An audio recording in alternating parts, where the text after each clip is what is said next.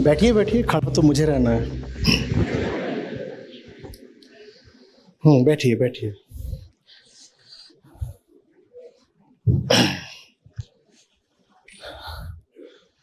तो अब जमीन हमारी है। मुझे ऐसे ही पसंद है ये सब औपचारिक मामला जो है, ये मीडिया वगैरह के लिए ठीक है। आपका स्वागत है। आप में से कई लोग बहुत दूर दूर से आए हैं और मैं देर से आया और उसका खेद है मुझे। कोई ट्रैफिक वगैरह की वजह नहीं थी, मुझसे ही देर हो गई। कुछ हो गया था बोधस्थल में, उसको निपटाने में देर लग गई। आपने प्रतीक्षा की, आपका धन्यवाद। अब शुरू करते हैं, बताइए। Good evening, Acharya ji. Sir, my question is that, sir, economy at its fundamental is all about resource sharing. But we are seeing an increasing trend nowadays that the big corporations, they want to increase their profits, but they do not want to share those profits with their employees. The massive trend of layoffs is nowadays going on. Thousands of employees are being laid off by corporations every now and then. Sir, what is happening is that the corporations, they are replacing their human resource with AI and automation. So jobs are decreasing and will go on decreasing because they don't need so many humans to do those ordinary tasks. We are fortunate enough that we got admission at an IIT, but where are we heading as a civilization? And sir, India is the most populated country of the world, and India is also the most youthful country of the world. So where do you see India 50 years from now, 100 years from now, when the youth would have shaped the country a new direction? Hindi में, English में? Sir Hindi में। वो हिंदी में बोलो। हाँ जी, हिंदी में।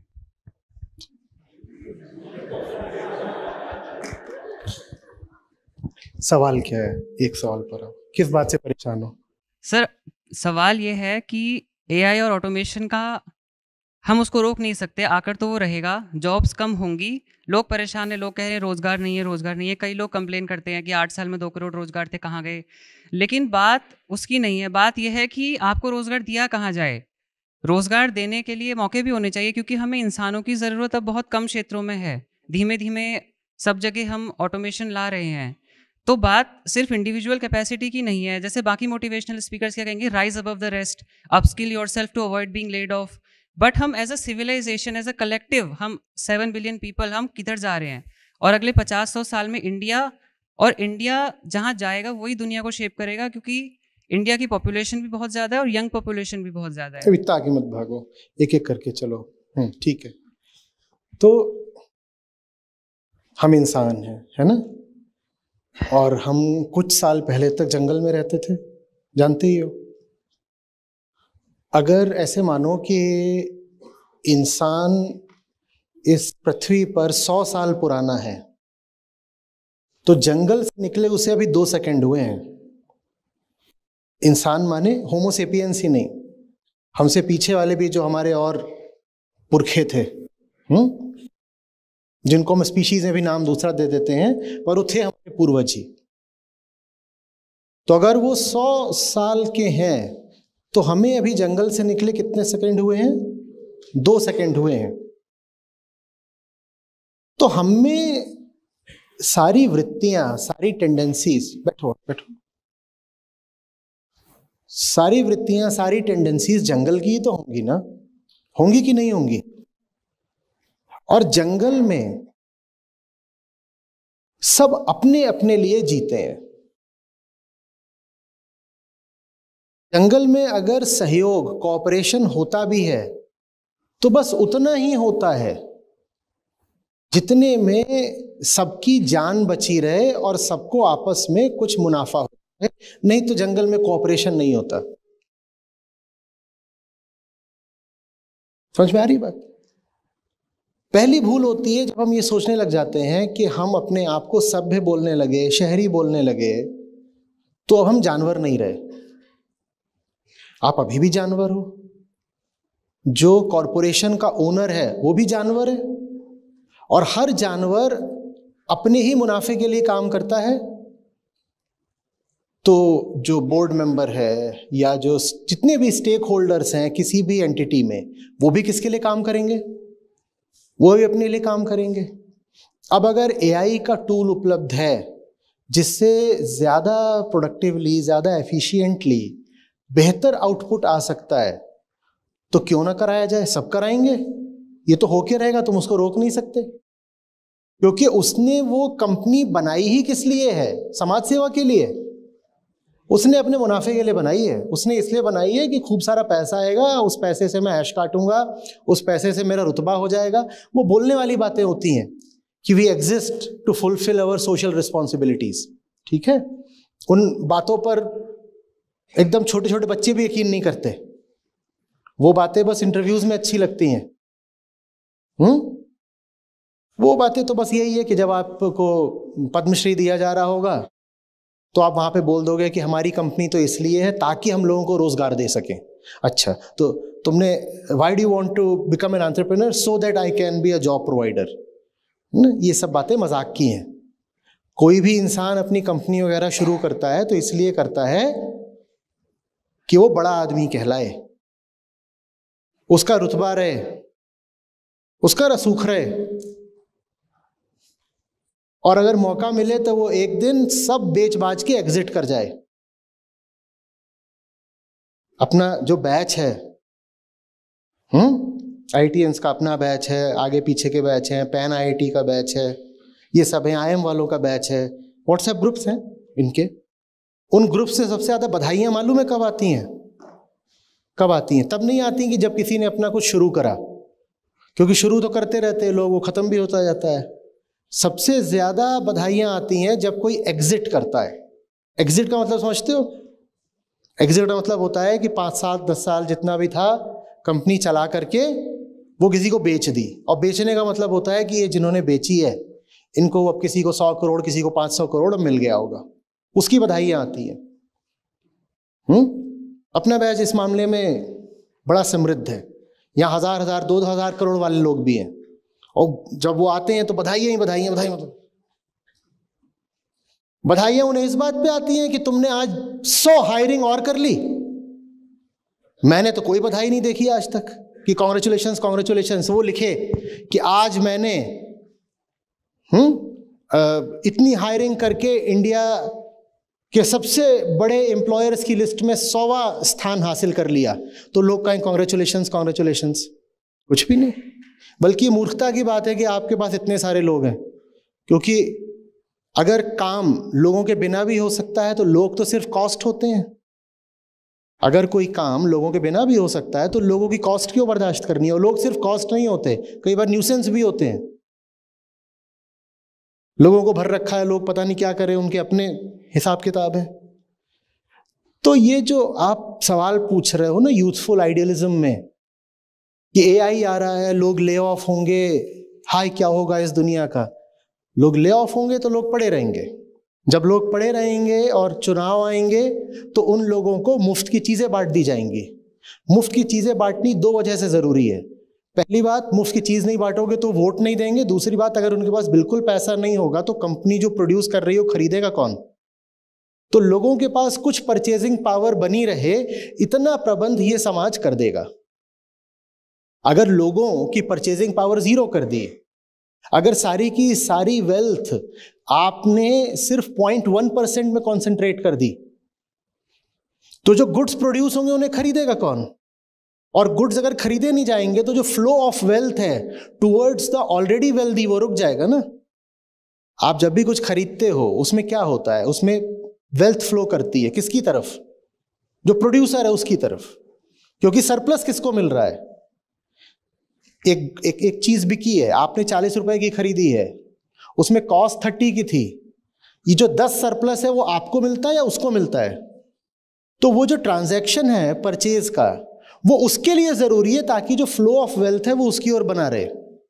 तो वो कभी ऐसा नहीं करने वाला है कि आपको बिल्कुल पुअर छोड़ देगा, पेनीलेस।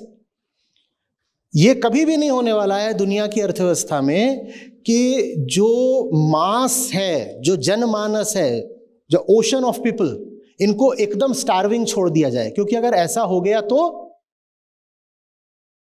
तो वो भी जो पैदा कर रहे हैं वो कौन खरीदेगा? आपको मिलता रहेगा। आपको कितना मिलता रहेगा? आपको इतना मिलता रहेगा जितने में आप एंटरटेन्ड रहो, जितने में आपकी जिंदगी बस चलती रहे। भले ही आपको वो नौकरी से ना मिले तो वो आपको फ्रीबी के तौर पे मिलेगा।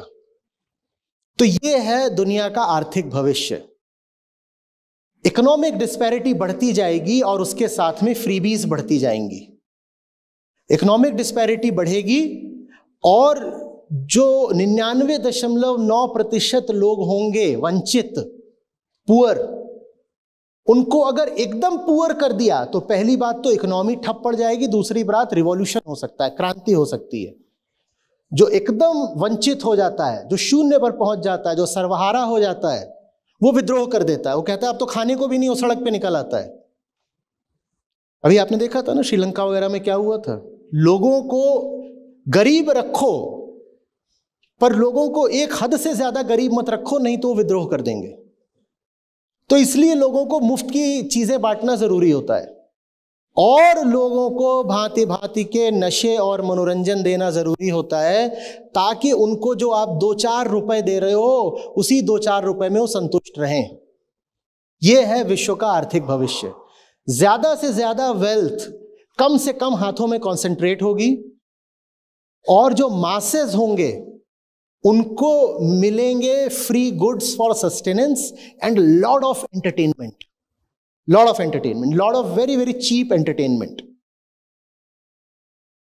भारत में अभी बहुत मजेदार सर्वे था कि जो मैलनरिश्ड लोग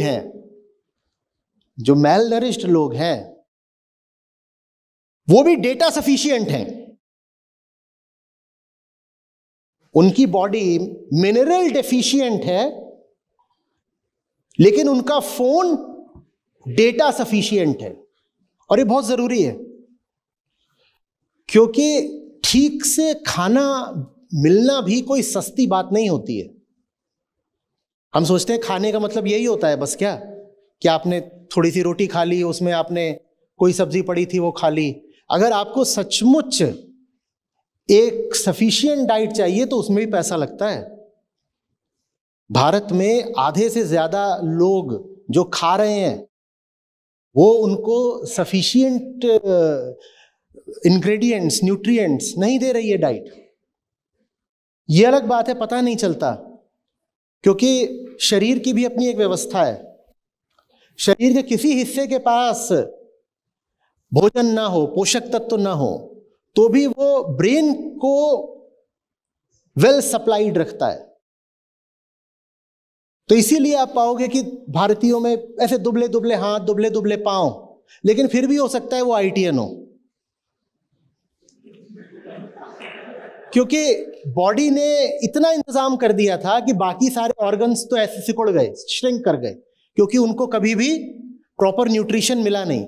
लेकिन बॉडी सारी प्रेफरेंस इसको दे देती है, कहती है इसको ठीक रखो, इसको ठीक रखो, तो ये ठीक रहा है। ये ठीक है इसका मतलब ये नहीं है कि पूरी बॉडी ठीक है। हम में से ज्यादातर लोग, हम मतलब मैं माफ करिएगा, आई एम डेयरिंग टू से, हम में से भी ज्यादातर लोग अगर अपना परीक्षण कराएंगे तो अपने आप को बहुत सारी चीजों में डेफिशिएंट पाएंगे। और वो डेफिशिएंसी सिर्फ केयरलेसनेस का नतीजा नहीं होती है। भारतीयों में वो डेफिशिएंसी केयरलेसनेस से ज्यादा मनीलेसनेस का नतीजा होती है। लेकिन उस ओर हमारा ध्यान ना जाए, इसके लिए हमको डेटा सफिशिएंट रखा जाएगा, हमें डेटा रिच रखा जाएगा और उस डेटा में लगातार एक स्ट्रीम बनी रहेगी कुछ ऐसे मसाले की कि आप भूल जाओ कि आपकी जिंदगी का असली मुद्दा यह है कि आप शोषित हो। यह आपको कभी याद नहीं रखने दिया जाएगा। आपको बहुत सारी चीजों में उलझा के रखा जाएगा। टिटिलेशन, sex, entertainment, humour, comedy of all kinds, politics, religion, ये सब सिर्फ इसलिए है ताकि असली मुद्दे पर आपका ध्यान बिल्कुल जाए ही नहीं। और असली मुद्दा यह है कि इनकम इनइक्वालिटी भारत में और दुनिया में आज जितनी है उतनी कभी नहीं थी, और बढ़ती ही जा रही है और बढ़ती ही जा रही है, और हर वर्ष बढ़ती जा रही है।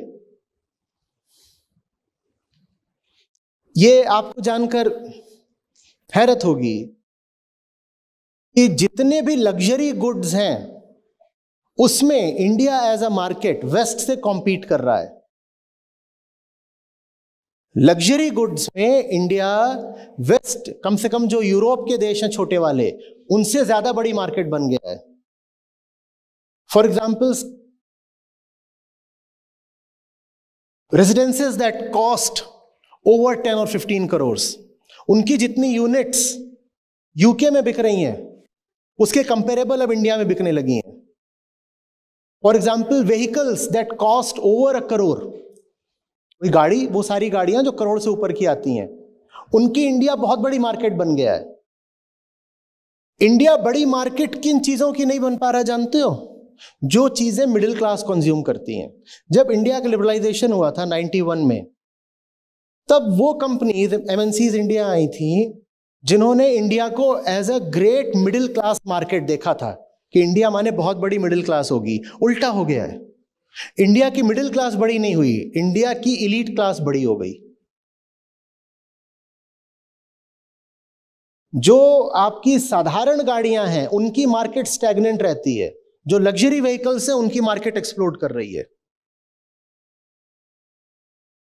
इंडिया में आज आपको एंटर करना है, do not enter in things that the middle class consumes, because the middle class is progressively becoming lower middle class. Income inequality है वो इतनी ज्यादा बढ़ती जा रही है कि कल तक आप जिसको मिडिल बोल सकते थे वो धीरे धीरे मिडिल भी नहीं है। और ऐसा नहीं कि जो नीचे वाले हैं वो गरीब होते जा रहे हैं, वो गरीब नहीं हो रहे हैं।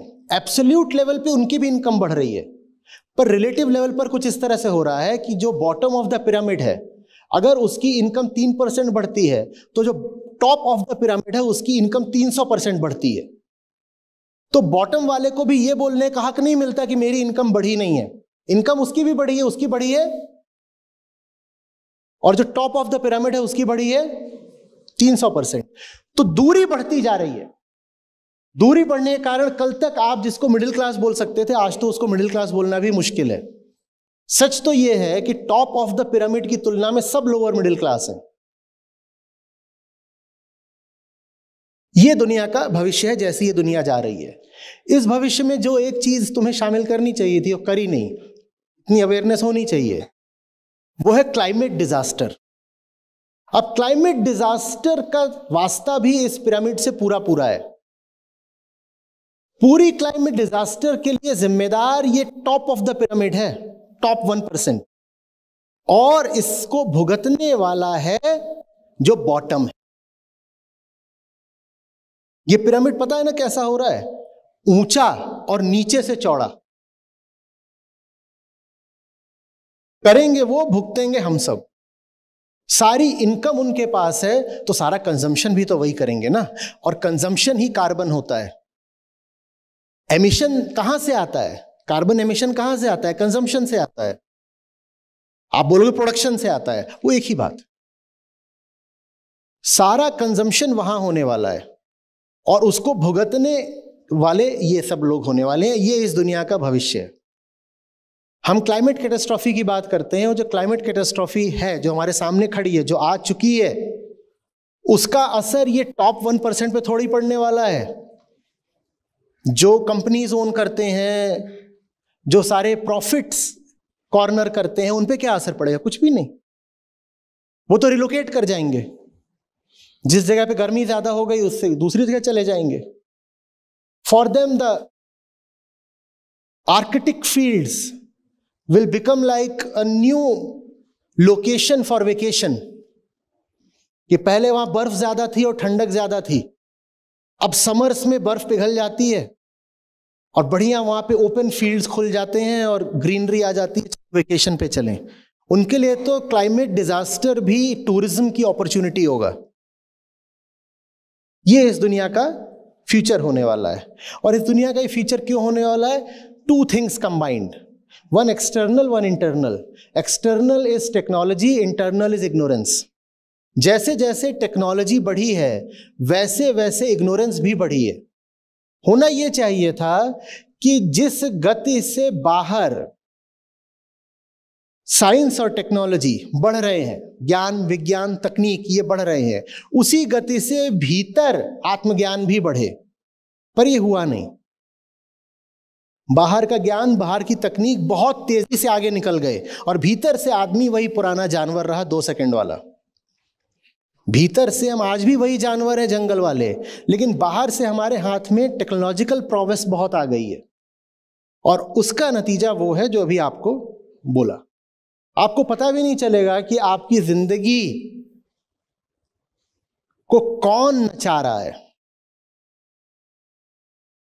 दुनिया में जितना कार्बन एमिशन है, क्या आप जानते हो कि उसका बहुत बड़ा हिस्सा, 2/3 से ज्यादा हिस्सा कुल 50 एंटिटीज हैं जो करती हैं। और ये जो 50 एंटिटीज हैं, ये एंटिटी क्या है? यहां पर एक आदमी बैठा हुआ है कोई, तो कुल 50 लोग हैं जो दुनिया के अधिकांश कार्बन एमिशन के लिए जिम्मेदार हैं। कुल 50।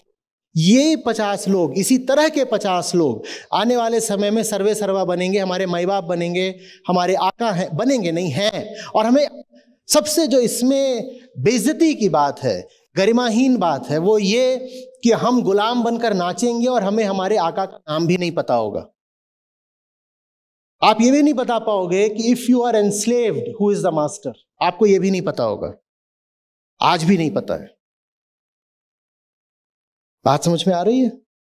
अभी भी ये सवाल इसलिए कर पा रहे हो बेटा क्योंकि यहां पर एक माहौल तैयार हो गया है और मेहनत करके आपकी एसोसिएशन ने हमें बुलाया, हम भी यहां पर आए, तो आप ये सवाल भी कर पा रहे हो।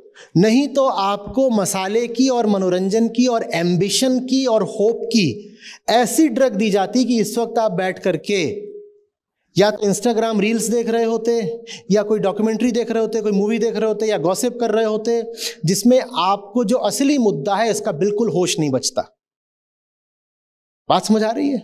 ये सब होता रहेगा और कोई इसका विरोध नहीं करेगा क्योंकि सबको नशा चटा दिया गया होगा और नशा हमें दिन रात चटाया जा रहा है, दिन रात। उपाय क्या है फिर? जो भी हो रहा है यही उपाय है। हमें समझना पड़ेगा कि हमें मूर्ख बनाया जा रहा है। ऐसा नहीं कि मूर्ख जो बना रहे हैं वो बड़े होशियार लोग हैं, वो भी गोरिल्ला हैं, पर जैसे गोरिल्लों का एक दल होता है उसमें एक छा जाता है ना, तो वैसे वो छा गए। बात कुछ आ रही है समझ में?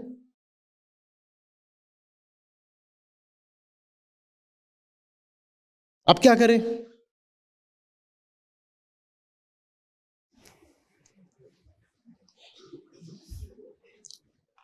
वाह रे बचपने का आदर्शवाद, कितना मासूम सवाल है कि जो लोग इतने प्रॉफिट्स बनाते हैं वो प्रॉफिट शेयरिंग क्यों नहीं करते?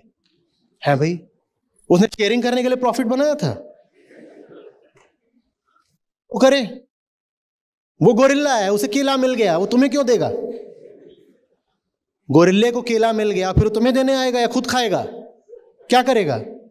वो खुद खाएगा, वो खुद खा रहा है। तुम ये उम्मीद क्यों कर रहे हो कि तुम्हें देगा? क्यों उम्मीद कर रहे हो? और ऐसे तुम उम्मीद करोगे वैसे ही उनमें से कोई यहां पर आ जाए, आते भी होंगे, बड़ा मंच है।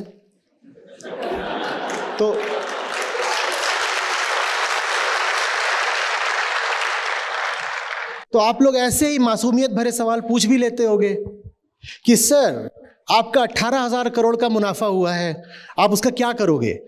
और जैसा तुम्हारा सवाल वैसे ही वो जवाब भी दे देते होंगे, इसको तो हम इंडिया की पॉपुलेशन में वितरित कर देंगे।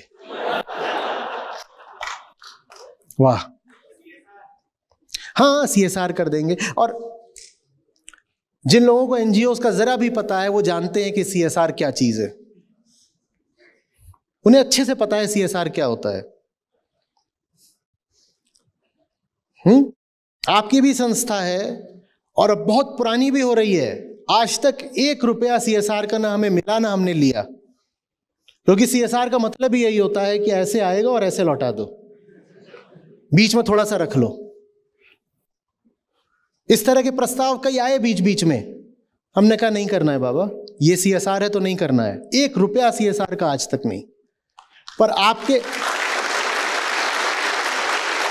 ताली मत बजाइए, डोनेट करिए। CSR नहीं आता है हमारे पास। बात आ रही है? लेकिन अभी वहीं पे कोई आके आपको बोलेगा, let me tell you about our corporate social responsibility, हमने इतना रुपया CSR में लगाया, और आप ताली मारना शुरू कर दोगे, मारते ही जाओगे, मारते ही जाओगे, रुकोगे ही नहीं। आपको याद ही नहीं आएगा वो गोरिल्ला है, और गोरिल्ले को केला मिलता है तो बांटता नहीं है। अगर लग रहा है कि वो बांट रहा है तो धोखा है। कोई नहीं कुछ बांटने वाला बाबा। ये हो सकता है वो खा पी के छिलका उछाल दे, आप उसमें खुश हो जाओ, वो हो सकता है। समझ में आ रही है बात?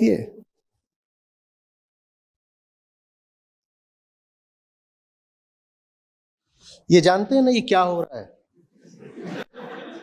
नहीं, समझिए बात को। आपने सवाल पूछा, मैं आपको बताता हूं ना कि हमें मूर्ख कैसे बनाया जाता है। ऐसे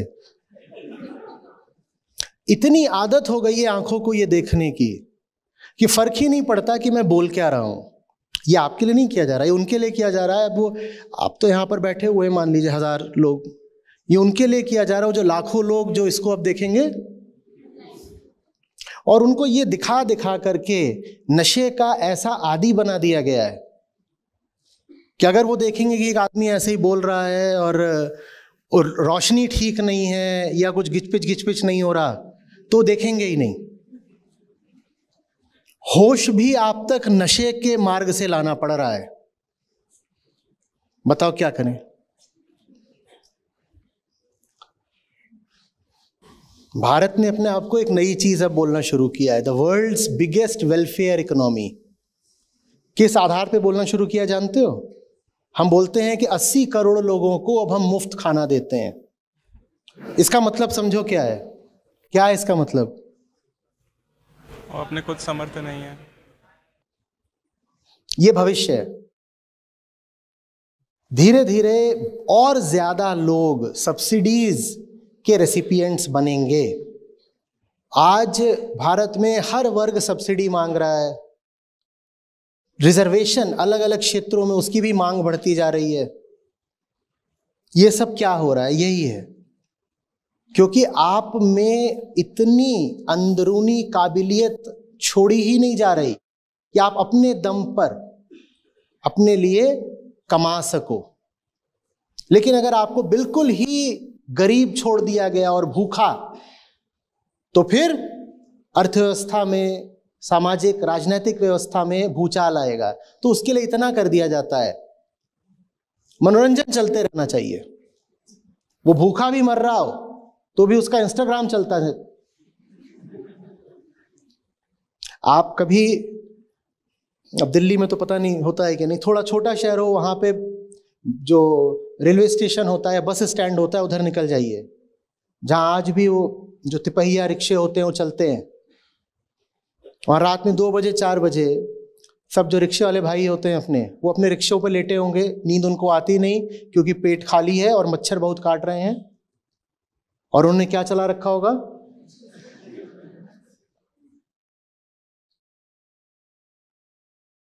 ये देख लीजिएगा। आप ऐसे ही पैदल चलते जाइए, आपके कान में आवाज पड़ती जाएगी, कोई हंस रहा है, कोई नाच रहा है फोन में, और उसका पेट भूखा है, उसके पास खाने को नहीं है, पर डेटा खूब सस्ता कर दिया गया है ताकि आप नशे में रहो।